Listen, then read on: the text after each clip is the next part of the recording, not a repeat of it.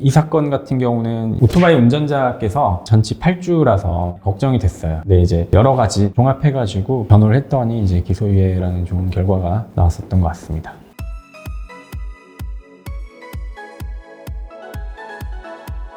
헬로. 부동산 형사 전문 이승은 변호사입니다. 오늘은 제 대학교 친구인 한용현 변호사님 모시고 교통사고에 대해서 이야기를 좀 해보려고 합니다. 변호사님 안녕하세요. 네, 안녕하세요. 간단한 자기소개 좀 부탁드려도 될까요? 네, 안녕하세요. 저는 대한변협 등록된 노동법 그리고 형사법 전문 변호사로 활동하고 있는 한용현 변호사라고 합니다. 변호사님이 비접촉 교통사고로 전치 8주 피해를 입힌 가해자의 변호를 맡아서 좋은 결과를 내셨다라는 이야기를 들었어요. 그게 어떤 사건인지 일단 간단히 좀 이야기 좀 해주시겠어요? 비가 살짝 내린 12월 추운 겨울날이었습니다. 그날 의뢰인이 차량을 운전을 해서 골목길에서 도로로 나오기 위해서 서서히 이제 진입을 하려고 하던 찰나였습니다. 그런데 이제 1차로에서 오토바이가 좀 빠르게 오더니 차량을 보고 넘어져서 오토바이 운전자가 좀 많이 다쳤던 사건입니다. 차량 운전자는 오토바이가 넘어진 건 봤는데 본인은 서행을 하고 있었고 충분히 주의를 기울였다. 오토바이 넘어진 게 본인 탓은 아니었다라고 생각을 해서 그 자리를 그냥 이탈을 했었던 그런 사건입니다. 실제로 접촉을 하지 않고 교통사고가 난 소위 말하는 비접촉 교통사고인데 이렇게 비접촉 교통사고의 경우에도 처벌이 실제로 많이 되나 봐요. 비접촉 사고의 경우는 과거에는 보험사 관행이나 법원에서도 이렇게 많이 처벌을 하는 그런 사례는 없었습니다. 그런데 최근에는 비접촉 사고라도 갑자기 끼어드는 차량 때문에 발생하는 사고들이 많이 있고 피해자들이 어디에다 하소연하느냐 그런 문제가 있었기 때문에 이제 법원에서는 사고 유발시키는 원인이 있다. 그러면은 결과에 맞게 합당한 책임을 지라 라는 것이 최근의 추세입니다. 비접촉 사고의 할머니 사건 유튜브 영상 좀 볼까요? 네네. 네.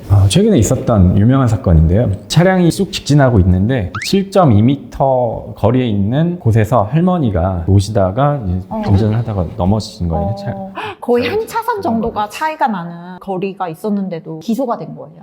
네, 그렇죠. 이 교통사고 처리 특례법 위반으로 기소가 됐는데요. 이 사건은 자동차 운전자는 자전거와 충분히 거리가 있었기 때문에 본인 탓은 아니었다라고 생각은 했지만 형사적으로 처벌을 받을 위기에 있었고 자동차 운전자가 할머니 측과 2,200만 원을 주고 합의를 한 사건입니다. 그냥 지나가서 혼자 넘어졌는데도 2,200만 원이나 합의를 했다니 정말 네, 억울한 일이에요. 일단은 할머니께서 전치 12주로 많이 다치셨기 때문에 합의를 하고 형사적으로 처벌이 어떻게 될지는 쟁점이었는데요. 결국에는 무죄 판결을 받긴 받았습니다. 그런데 이제 무죄 판결을 받는 동안에 마음고생도 심하고 형사 변호사 비용도 들고 애로사항이 있었을 것 같습니다. 그러면 비접촉 교통사고인데다가 뺑소니까지 한 경우 이 사안의 경우에는 어쨌든 사후 조치를 하지 않고 그냥 가신 거잖아요. 근데 그럴 경우에는 실제로 어떤 불이익이 있을까요? 일반적으로. 비접촉 사고인데 뺑소니를 했다. 그러면 이제 뺑소니로 의율이 되고요. 뺑소니 사고는 특가법 5조의 3에서 의율을 하고 있는데요. 굉장히 높은 수위로 처벌이 될 수 있습니다. 뺑소니는 피해자가 사망한 경우에는 무기 또는 5년 이상의 징역이 될 수도 있고요. 상해에 이른 경우는 1년 이상의 유기징역 또는 500만 원 이상 3천만 원 이하의 벌금에 처할 수 있습니다. 그리고 이제 음주나 무면허 뺑소니 운전을 한 경우에는 심한 경우는 자동차 보험이 가입이 거절될 수도 있습니다. 그리고 이제 뺑소니의 경우는 합의금이 일반 교통사고보다는 훨씬 더 높은 수준으로 책정이 되고요. 양형의 경우 형사처벌이 다른 교통사고보다는 훨씬 더 높은 수준이고 운전 면허 취소 기간이 무려 4년이나 된다라는 것입니다. 뿐만 아니라 회사에서도 뺑소니 사고가 있었다라고 하면은 이제 징계 사유로 될 수도 있다. 심한 경우는 해고까지 여러 가지 불이익이 있기 때문에 특히 주의해야 될 범죄입니다. 그러면은 뺑소니가 기소되는 것과 기소가 되지 않는 것과 어떤 차이가 있을까요? 굉장히 차이가 있는데요. 기소가 되지 않으면은 형사처벌이 없고요. 전과 기록도 물론 안 생기고 징계도 안 받겠죠. 특히 이제 아까 말씀드린 운전면허 취소 같은 경우는 기소유예가 되면은 아니면 불기소가 되면 바로 다시 취득할 수 있다라는 것입니다. 전치 8주에 뺑소니임에도 불구하고 기소가 되지 않았던 사건의 담당 변호사였다고 들었는데 그 한번 영상을 볼까요?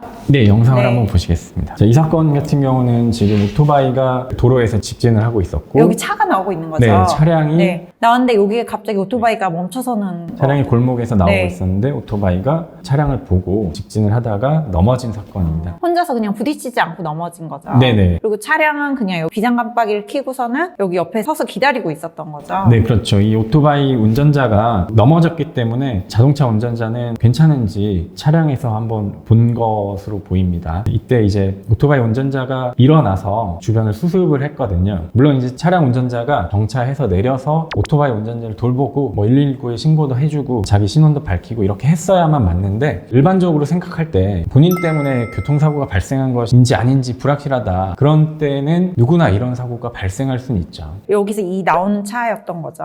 네, 맞습니다. 차량이 골목길에서 도로로 서행을 하고 있었는데 오토바이가 오다가 이제 쭉 미끄러졌어요. 그러다가 이제 크게 다친 부분인데, 진짜 혼자 와서 이렇게 엄청 넘어지고 이걸 혼자서 수습을 했던 거네요. 근데 이걸 어떤 식으로 해결을 하셨던 건가요? 이 사건의 경우는 현장에 답이 있다라고 생각하고 방문을 해서 보니까 지도를 한번 보시면은 우회전하는 차량이었고 오토바이는 직진하고 있는데요. 그 영상에서만 보시면은 차량과 오토바이가 마치 한 차로에서 일어난 것처럼 이제 보이실 수 있는데, 현장에서 보면은 도로폭이 굉장히 넓고 약 한 6.5m 정도 되거든요. 도로폭이. 그 정도 되면은 1차로가 아니라 2차로로 볼 수 있고, 차량이 실제로도 두 대가 한 번에 동시에 지날 수 있는 폭이 좀 넓은 도로였습니다. 그렇게 현장에서 확인을 해보니까 차량이 충분히 좀 오해를 할 만하다. 그 말씀은 이제 차량은 2차로로 우회전을 하려고 했었고 그 오토바이는 1차로로 가고 있었다라는 점입니다. 그래서 차량이 이 오토바이는 내 차로가 아니었기 때문에 나에게는 좀 책임이 없었다라고 좀 오해를 할 수 있지 않았을까. 의뢰인에게 확인을 했었는데 본인도 역시 주변에 사시는 분이고 이 도로에 대해서 잘 알고 있었던 분이라서 도로가 이런 구조이기 때문에 2차로로 갔었으면 됐다라고 생각을 했었고 본인이 착오를 했었다라는 점이 확인이 됐습니다. 저희는 이제 변호를 할 때는 그 부분에 주안점을 두고, 운전자가 본인이 1차로로 진입을 하려고 했다면은 그 오토바이가 나 때문에 놀라서 넘어졌다라는 게 너무 명백하다. 그렇겠지만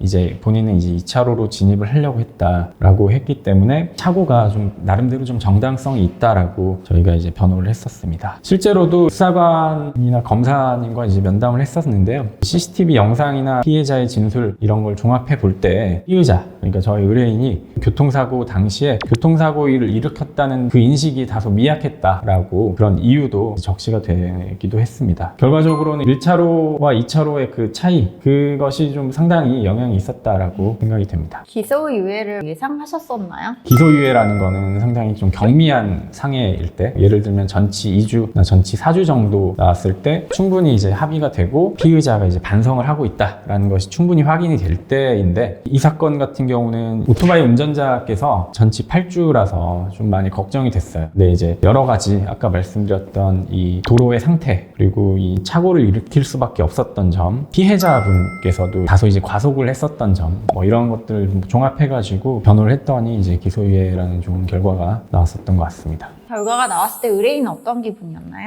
굉장히 장기간 동안 마음고생 많이 하셨는데요. 누구나 그렇지만 처음 접했었던 형사사건이고 결국에는 좋은 결과가 나와서 천만다행이었고, 뭐 회사에서도 해고를 당할 위험 이런 것도 있었고, 형사처벌을 받을 위험, 그리고 운전면허를 4년간 박탈당할 위험도 있었는데, 그런 모든 위험들에서 한 번에 좀 해결이 됐다는 점에서 굉장히 감사했습니다. 물론 이제 그 전에 피해자분께 뒤늦게나마 사과의 말씀을 드리고 사고에 대해서 충분히 배상과 합의를 했었던 점이 그 전제가 되었습니다. 변호사님이 생각하기에는 교통사고에 있어서 변호사의 역할이 얼마나 중요하다고 생각하시나요? 일단은 여러 가지 사건 유형마다 좀 차이가 있는데요. 너무 명백하게 음주운전을 했고 뺑소니를 했다 라고 하면 이제 변호사가 할 수 있는 일들이 많이 줄어들겠지만, 그 중에 그래도 이제 합의가 필요하다는 사건이나 억울하고 좀 무죄를 좀 다툴 만한 사건이랄지, 본인이 생각한 것 이상으로 처벌이 너무 과도하다, 그런 사건에서는 변호사가 변호를 할 여지가 충분히 있다라고 생각을 하고 있습니다.